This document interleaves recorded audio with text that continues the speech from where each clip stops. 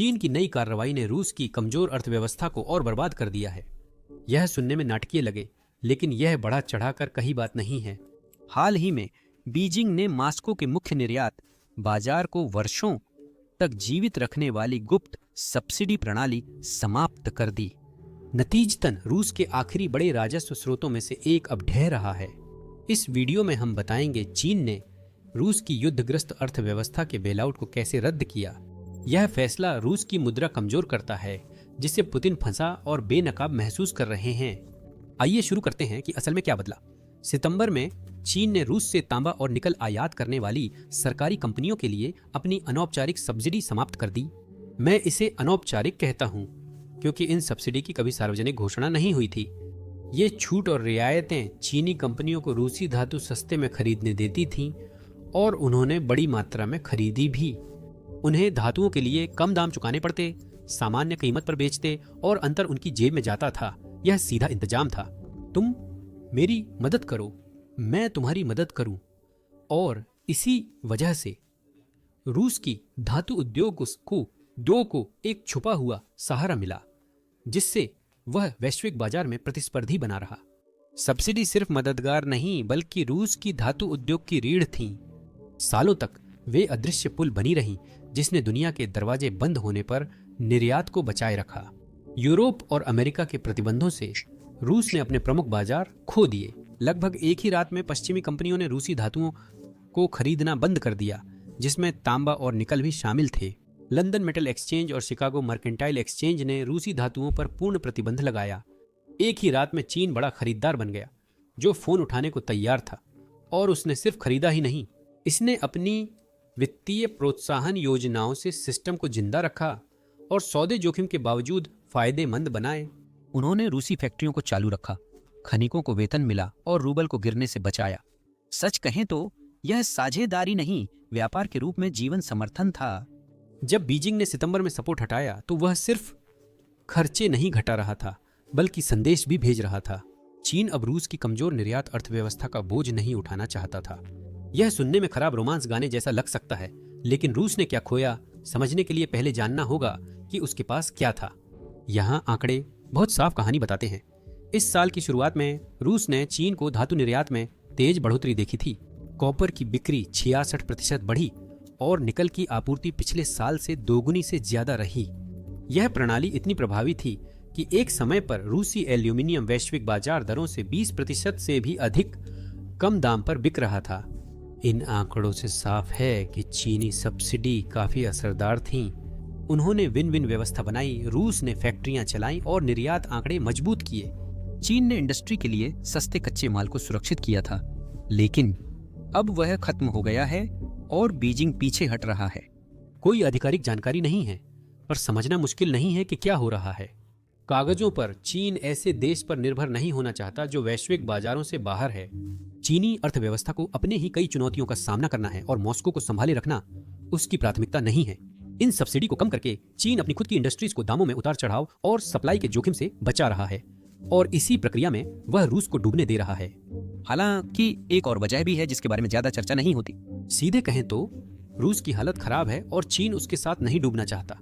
इस पर हम आगे चर्चा करेंगे, लेकिन जैसा कि आप सोच सकते हैं, इस फैसले का असर तुरंत हुआ है। छूट न मिलने के कारण रूसी धातुएं अब ज्यादा महंगी और कम आकर्षक हो गई हैं। रातों रात उनकी बढ़त पूरी तरह खत्म हो गई। इससे चीनी खरीदारों ने कहीं और देखना शुरू कर दिया है और वे अब दक्षिण पूर्व एशिया, अफ्रीका और लैटिन अमेरिका के आपूर्तिकर्ताओं की ओर रुख कर रहे हैं। यहाँ सस्ती मजदूरी, ताजे भंडार और कम राजनीतिक जोखिम है। खरीदारों का रुख बदलने पर उन्हें वापस लाना मुश्किल होता है। अब रूस के पास महंगे धातुओं और कम ग्राहकों के साथ फंस जाने की स्थिति है। वही तांबा और निकल जो इस साल की शुरुआत में तेजी से बिक रहे थे, अब गोदामों में पड़े हैं। निर्यातकों को सौदे में दिक्कत और मुनाफा कम हो रहा है। वैश्विक व्यापार में कीमत का फायदा खोने पर बाजार में जगह भी खो जाती है। यही हो रहा है। क्रेमलिन के लिए यह सिर्फ व्यापार में रुकावट नहीं, बल्कि प्रतिबंधों के बाद उसकी जीवित रहने की योजना पर बड़ा झटका है। 2022 से पश्चिमी बाजार बंद होने पर रूस ने चीन पर निर्भरता बढ़ा दी कि वह वो चीजें खरीदे जो और कोई नहीं खरीदेगा। धातु, तेल, गैस, लकड़ी, हर चीज जो सीमा पार भेजी जा सकती थी, चीनी बंदरगाहों तक पहुंच गई। बीजिंग रूस की जीवन रेखा बना, जिससे मास्को अलग थलग होने पर भी रिकॉर्ड निर्यात करता रहा। अब जैसे जैसे चीन पीछे हट रहा है, वे रिकॉर्ड आंकड़े धीरे धीरे गायब हो रहे हैं। अगर यह गिरावट की कहानी लगती है तो हाँ, ऐसा ही है। रूस रातों रात नहीं टूटेगा, लेकिन उसकी अर्थव्यवस्था को नुकसान समय के साथ बढ़ता जा रहा है। और अभी इन सब्सिडी में कटौती का समय बेहद खराब है। रूस का बजट पहले ही अपनी सीमा तक खिंचा है। शुरुआत के लिए युद्ध पर खर्च हर महीने बढ़ता जा रहा है, जिससे लगभग हर दूसरे क्षेत्र से संसाधन निकल रहे हैं। सामाजिक सेवाओं में कटौती, पेंशन स्थिर और क्षेत्रीय सब्सिडी घट रही हैं। मुद्रास्फीति तेजी से बढ़ रही है। इस साल वास्तविक वेतन में 8% से अधिक की गिरावट आई है। रूस में आम लोगों की जीवन लागत बढ़ रही है, पर आय जस की तस है। सरकार पर दबाव लगातार बढ़ रहा है। धातु उद्योग के पतन से ये और बढ़ेगा। संघीय बजट मुख्य रूप से निर्यात करों और ऊर्जा आय पर निर्भर करता है। यही वे जीवन रेखाएं नेते हैं जो सेना, बुनियादी ढांचे, स्वास्थ्य और शिक्षा को फंड करती हैं। तांबा, निकल और एल्यूमिनियम जैसी धातुओं से पिछले साल $60 अरब से ज्यादा कमाई हुई। उस राजस्व ने गैस कीमतों और निर्यात में गिरावट से हुए घाटे की भरपाई की। इसने फैक्ट्रियां चलाईं, वेतन दिए और मॉस्को को राहत दी। अब चीन इसे घटा रहा है तो आय का स्रोत भी खत्म हो रहा है। छूट खत्म हो गई, मांग भी गिर रही है और कीमतें नीचे जा रही हैं। निर्यात की मात्रा पहले ही कम हो चुकी है और विश्लेषकों का अनुमान है कि साल के अंत तक धातुओं से होने वाली आय में 20-30% की गिरावट आ सकती है। यह मामूली असर नहीं बल्कि बड़ा झटका है। इसका मतलब है रक्षा फंड में कमी, संघर्ष क्षेत्रों को कम समर्थन और रूबल पर अधिक दबाव। यह सच में सिर्फ एक वित्तीय झटका नहीं है, यह रूस की आर्थिक जीवित रहने की नींव पर सीधा प्रहार है। इसका मतलब है कि क्रेमलिन को या तो सार्वजनिक सेवाओं में कटौती करनी होगी या पैसे छापने होंगे, जिससे महंगाई बढ़ सकती है। और यह सबसे बुरे समय पर हो रहा है। इसके अलावा संकट को और बढ़ाते हुए यूराल पर्वतों में स्थित फैक्ट्रियां, जहां देश का अधिकांश निकल और तांबा निकाला जाता है, पहले से ही अनिश्चितता का सामना कर रही हैं। ये कस्बे धातु उद्योग के इर्द गिर्द बसे थे। जब चीन में मांग घटती है तो मजदूरों की नौकरियां जाती हैं, स्थानीय अर्थव्यवस्था रुक जाती है और क्षेत्रीय सरकारें पैसों की कमी से जूझती हैं। यह संकट अचानक नहीं आएगा, लेकिन दबाव धीरे धीरे बढ़ रहा है। इसे ऐसे सोचिए जैसे यह एक और बुरा झटका है जो मॉस्को को निकट भविष्य में मिलने वाला है। जो बात इसे और भी ज्यादा दर्दनाक बनाती है वह यह है कि रूस के पास चीन की इस चाल का मुकाबला करने के लिए साधन नहीं है। यह सजा भी नहीं दे सकता और न ही दोबारा बातचीत की मांग कर सकता, क्योंकि साझेदारी में यह कमजोर है। और हमेशा की तरह इस गड़बड़ी से सिर्फ हमें चुनौतियां मिलती हैं, चीन को कोई नुकसान नहीं होता। सब्सिडी खत्म होने के बाद वे अब धातुएं उनसे खरीद सकते हैं जो सबसे अच्छा सौदा दें। इससे बीजिंग को फायदा मिलता है। मजेदार यह है कि वे अब भी रूसी धातुएं सस्ते दामों पर खरीद सकते हैं। रूस के लिए नए ग्राहक खोजना आसान नहीं है। अब उसे ऐसी स्थिति में धकेल दिया गया है जहां उसे सिर्फ माल भेजना जारी रखने के लिए और भी ज्यादा छूट देनी पड़ रही है, वरना उसके गोदाम ऐसे माल से भर जाएंगे जिन्हें वह किसी को बेच नहीं सकता। मॉस्को के लिए यह हर हाल में घाटे का सौदा है। सस्ता बेचो या न बेचो, दोनों में चीन जीतता है। रूस का धातु निर्यात में बदलाव सिर्फ स्थानीय समस्या नहीं है, यह वैश्विक बाजारों को भी हिला रहा है। हाल ही में रूस निकेल, तांबा और एल्यूमिनियम का प्रमुख वैश्विक आपूर्तिकर्ता था।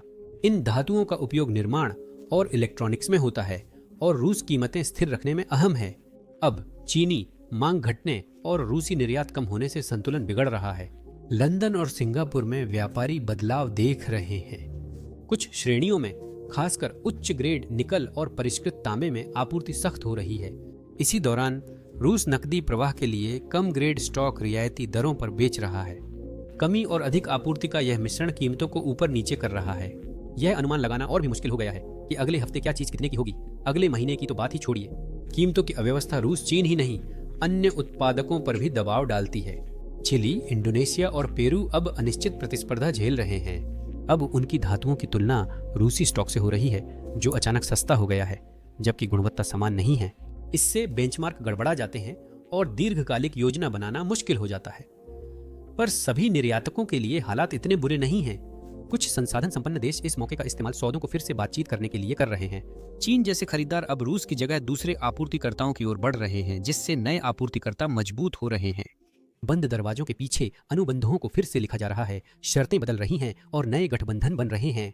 चीनी खरीदारी की आदतों में जो बदलाव चुपचाप शुरू हुआ था, वह अब धातुओं के व्यापार और मूल्य निर्धारण के तरीके में एक वैश्विक बदलाव में बदल रहा है।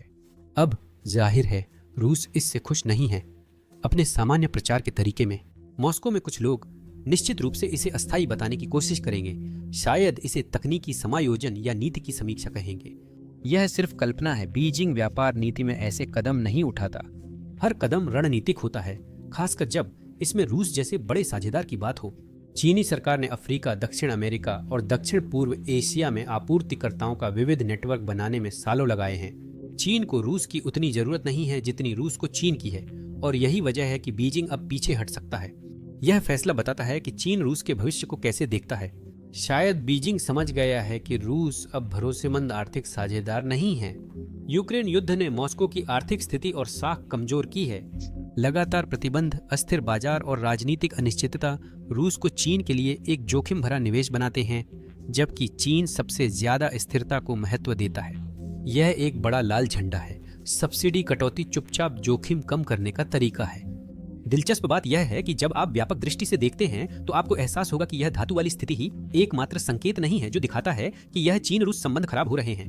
हाल ही में हम देख रहे हैं कि चीन शायद रूस के साथ अपना रिश्ता खत्म करने के और भी ज्यादा संकेत दे रहा है। कोई नाटकीय या सुर्खियों में आने वाले तरीके से नहीं, बल्कि एक शांत और व्यवस्थित तरीके से पीछे हटने के रूप में, जिसे अब अनदेखा करना लगभग नामुमकिन होता जा रहा है। यह ऐसे है जैसे कोई धीरे धीरे खराब सौदे से निकल रहा हो और मुस्कुरा रहा हो। ऊपरी तौर पर दोनों देश खुद को रणनीतिक साझेदार बताते हैं, लेकिन भीतर संतुलन तेजी से बदल रहा है, जिसका सबसे बड़ा संकेत व्यापार में दिखता है। अगस्त में चीन से रूस को निर्यात 16% और रूस से चीन को निर्यात 18% तक घट गया। दोनों सरकारें जिसे अटूट रिश्ता कहती थीं, आंकड़ों से वह बुरा ब्रेकअप लगता है। 2 साल पहले व्यापार बढ़ रहा था। चीन रूसी तेल रिकॉर्ड स्तर पर खरीद रहा था। उसी समय रूसी दुकानों में चीनी सामान भरने लगे थे, जिससे उनकी मजबूत दोस्ती और भी पक्की हो गई थी। अब हनीमून फेज खत्म हो गया है और आर्थिक गति भी चली गई है। सौदे कम होते जा रहे हैं, ऑर्डर घट रहे हैं, और जिस पूर्व की ओर रुख करने की बात मॉस्को कभी गर्व से करता था, वह भी अब धीमा पड़ रहा है। तो आखिर हुआ क्या? असल में यह सीधा है। चीन को जो चाहिए था मिल गया। यूक्रेन में युद्ध के शुरुआती वर्षों के दौरान बीजिंग ने रूस की बेबसी का पूरा फायदा उठाया। उसने रणनीतिक भंडार तेल, गैस और सस्ते कोयले से भरकर औद्योगिक धातुएं भी सस्ते में खरीदी। उसने तो रूस में अपनी बाजार हिस्सेदारी भी बढ़ा ली। वहां कारें, इलेक्ट्रॉनिक्स और मशीनरी भर दी, जिन्हें पश्चिमी कंपनियों ने बेचना बंद कर दिया था। शुरुआत में दोनों पक्षों को फायदा हुआ, लेकिन चीन ने टैंक और भंडार भरकर खाड़ी देशों से ऊर्जा डील के बाद रूसी आपूर्ति की जरूरत घटा दी। जब चीन को किसी चीज की जरूरत नहीं होती तो वह उसे सिर्फ अच्छा दिखने के लिए नहीं खरीदता। बीजिंग की वफादारी रणनीतिक होती है, भावनात्मक नहीं। रूस की अर्थव्यवस्था के जिंदा रहने के लिए उसे चीनी मांग पर निर्भर रहना पड़ता है। दूसरी ओर चीन अपनी जरूरत की चीजें कहीं और से भी हासिल कर सकता है। यही असल में उसकी जबरदस्त ताकत है। फिर भी व्यापार के आंकड़े तो बस एक हिस्सा हैं। असली बदलाव चीन के व्यवहार में है। पिछले साल बीजिंग ने खुद को पश्चिमी देशों को नाराज करने वाली चीजों से दूर करना शुरू किया। संयुक्त राज्य अमेरिका ने ट्रंप के दूसरे कार्यकाल में न सिर्फ रूस के खिलाफ बल्कि किसी भी ऐसी कंपनी के खिलाफ जो मॉस्को को पाबंदियों से बचाने में मदद करती है और भी सख्त प्रतिबंध लगाए हैं। इसमें चीनी बैंक, शिपिंग कंपनियां व तकनीकी आपूर्तिकर्ता हैं। डोनाल्ड ट्रंप का संदेश साफ है, रूस की मदद की तो कीमत चुकानी होगी। बीजिंग के लिए यह डरावना है। उसकी अर्थव्यवस्था दबाव में है। प्रॉपर्टी मार्केट गिर रही है। युवाओं की बेरोजगारी और निर्यात दोनों रिकॉर्ड स्तर पर घट रहे हैं। चीन को अभी वॉशिंगटन के साथ वित्तीय युद्ध की सबसे कम जरूरत है। वह अभी भी रूसी तेल ले रहा है, लेकिन बाकी चीजों जैसे धातुएं में कटौती कर रहा है। मशीनरी, इलेक्ट्रॉनिक्स और औद्योगिक पुर्जों के सौदे चुपचाप रद्द हो रहे हैं। बड़े निर्माण प्रोजेक्ट्स भी धीमे हैं। चीनी बैंक भी अब सतर्क हो रहे हैं। रूसी ग्राहकों के लिए नियम कड़े कर रहे हैं और यहाँ तक कि उन खातों को भी बंद कर रहे हैं जो बहुत जोखिम भरे लगते हैं। रिश्ता अब ठंडा लग रहा है और मॉस्को के अधिकारी हालात संभालने की कोशिश कर रहे हैं। उद्योग और व्यापार मंत्रालय ने निर्यातकों को बचाने के लिए आपातकालीन टैक्स छूट का सुझाव चुपचाप दिया है। सरकारी मीडिया जनता को समझा रहा है कि चीन वैश्विक बदलावों के अनुसार खुद को ढाल रहा है, लेकिन अंदरूनी माहौल तनावपूर्ण है। मेटल सेक्टर के शीर्ष अधिकारियों ने कथित तौर पर निजी बैठकें की हैं और क्रेमलिन से बीजिंग पर फिर से समर्थन देने का दबाव डालने का आग्रह किया है। अब तक इससे कुछ भी हासिल नहीं हुआ है। माना जा सकता है कि ऐसे दिग्गजों की बैठकें कई उद्योगों में हो रही हैं। चीनी कंपनियां मिनमेटल्स और नारिन को अपने रूसी साझेदारों के साथ आपूर्ति समझौतों की समीक्षा कर रही हैं। कुछ भविष्य के ऑर्डर दक्षिण अमेरिकी उत्पादकों की ओर शिफ्ट किए जा रहे हैं, खासकर चिली और पेरू में, जहां कीमतें स्थिर हैं और राजनीतिक जोखिम काफी कम हैं। ये बदलाव न तो जोरदार हैं और न ही नाटकीय, लेकिन ये जानबूझकर किए जा रहे हैं। बीजिंग ने कोई सार्वजनिक बयान नहीं दिया है और उसकी यह चुप्पी बहुत कुछ कहती है।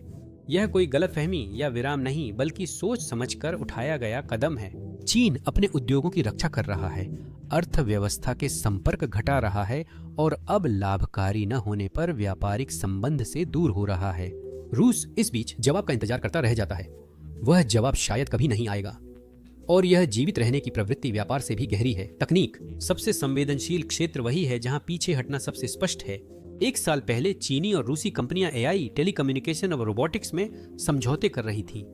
नई रिसर्च हब बनाने या साझा सिस्टम विकसित करने की बातें हो रही थीं। यहां तक कि चीनी चिप्स को रूसी रक्षा परियोजनाओं में शामिल करने की भी चर्चा थी। ज्यादातर योजनाएं अब गायब हैं, कुछ रुकी हैं और कुछ चुपचाप छोड़ दी गई हैं। क्यों? बीजिंग जानता है कि पश्चिमी निगरानी में उसका टेक सेक्टर कितना नाजुक है। संयुक्त राज्य अमेरिका और यूरोप पहले से ही चीनी टेक दिग्गजों को संभावित खतरे के रूप में देखते हैं। अगर वही कंपनियां रूस को उन्नत कंपोनेंट्स या सॉफ्टवेयर देती हैं तो प्रतिक्रिया कठोर होगी। चीन ये जोखिम नहीं ले सकता।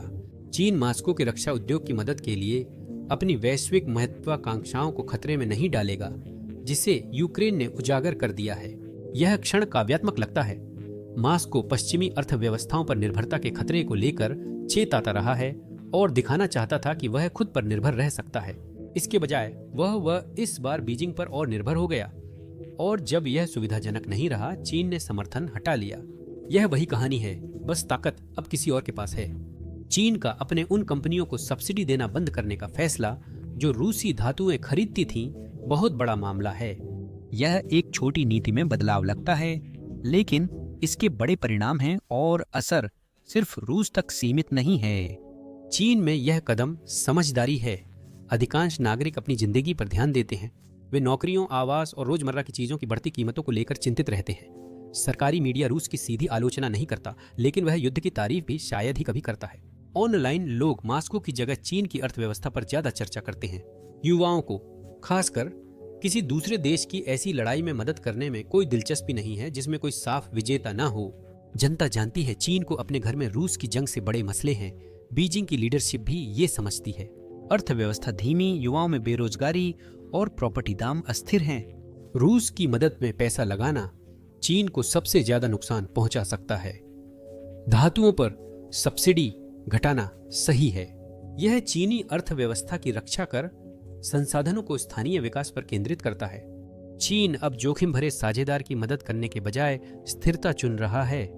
इसका मतलब यह नहीं कि चीन ने रूस से संबंध खत्म कर लिए हैं। वह अब भी मास्को से व्यापार करता है, पर सब कुछ चीन की शर्तों पर होता है।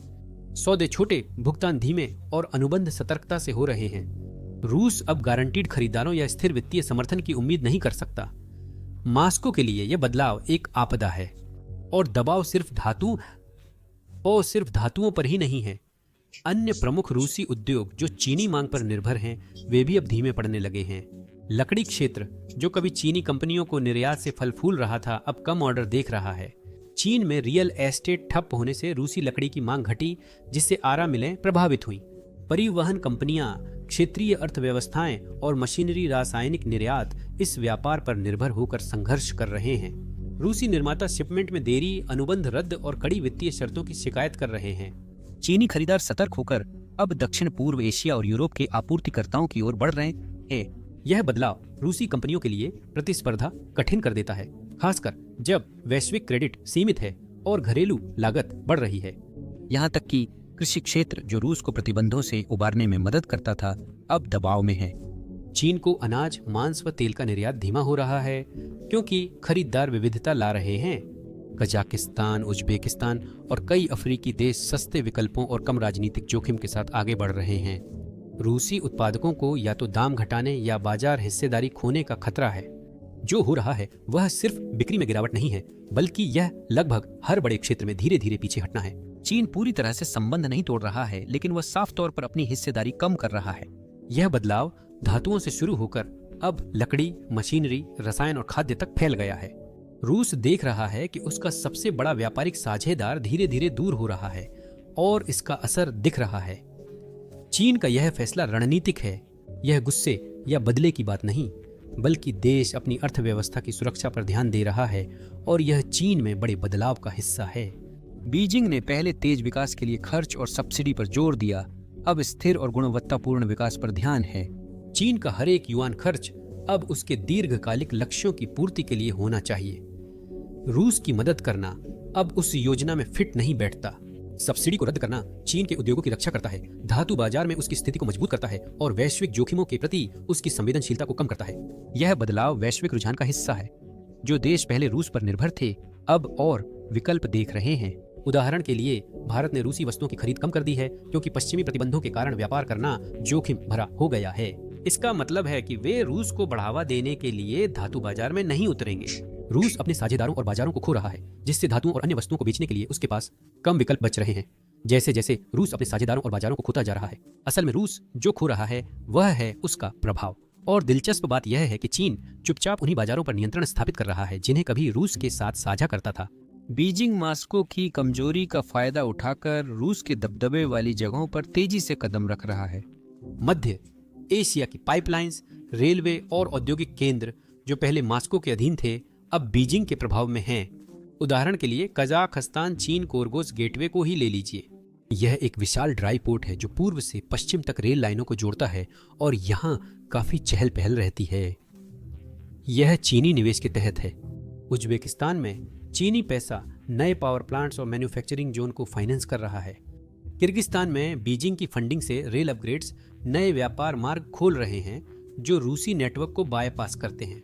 मॉस्को में अब सबसे बड़े आशावादी भी नहीं मान सकते कि रूस का प्रभाव उन जगहों पर कम हो रहा है जहां पहले उसकी अहमियत थी।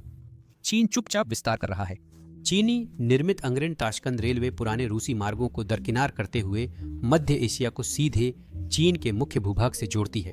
तुर्कमेनिस्तान में चीनी समर्थित गैस प्रोसेसिंग प्लांट वैकल्पिक ऊर्जा चैनल प्रदान कर रहे हैं जो रूसी पाइपलाइनों पर निर्भरता को कम करते हैं। हर परियोजना रूस के प्रभाव क्षेत्र को थोड़ा कम कर रही है। रूस जो कभी निर्विवाद क्षेत्रीय ताकत था, अब केवल प्रासंगिकता के लिए संघर्ष कर रहा है। यह अंतर बहुत स्पष्ट है। रूस ने प्रभाव के लिए ऐतिहासिक संबंध, सैन्य और ऊर्जा दबदबे पर भरोसा किया।